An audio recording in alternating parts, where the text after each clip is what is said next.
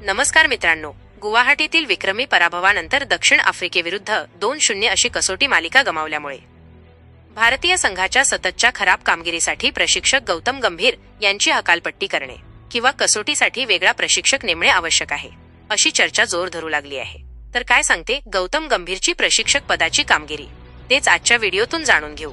त्यासाठी व्हिडिओ शेवटपर्यंत जरूर पहा. टेस्ट क्रिकेटच्या इतिहासातील सर्वात दुर्दैवी काळ समोर आला आहे.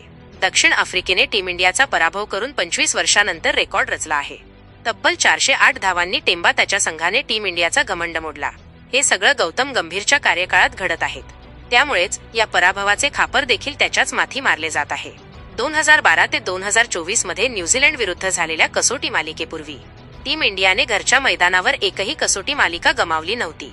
एवढंच नव्हे तर भारतीय संघाला अवघ्या 5 ते 6 कसोटी सामन्यात पराभवाचा सामना करावा लागला होता.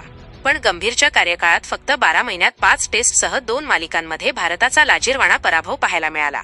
या 2 मालिका गमावल्यामुळे तब्बल 36 वर्षांनंतर न्यूझीलंडने घरच्या मैदानावर पराभूत करत भारताला 12 वर्षांनंतर मालिका गमावण्यास भाग पाडलं.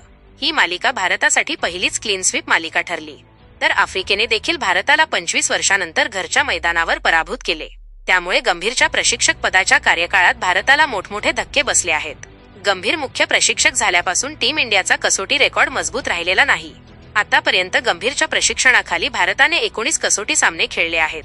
त्यापैकी 7 जिंकले आहेत, 10 गमावले आहेत आणि 2 अनिर्णित राहिले आहेत. महत्त्वाचे म्हणजे या पराभवात भारताचा घरच्या मैदानावर 2 मालिकांमध्ये सुपडा साफ झाला आहे. घरच्या मैदानावर सर्वात मजबूत असणारा भारतीय संघ इतका कमजोर कसा झाला, याचाच प्रश्न चाहत्यांना पडला आहे. मित्रांनो, भारताच्या या ढिसाळ कामगिरीवर तुमचे मत कमेंट करून नक्की सांगा.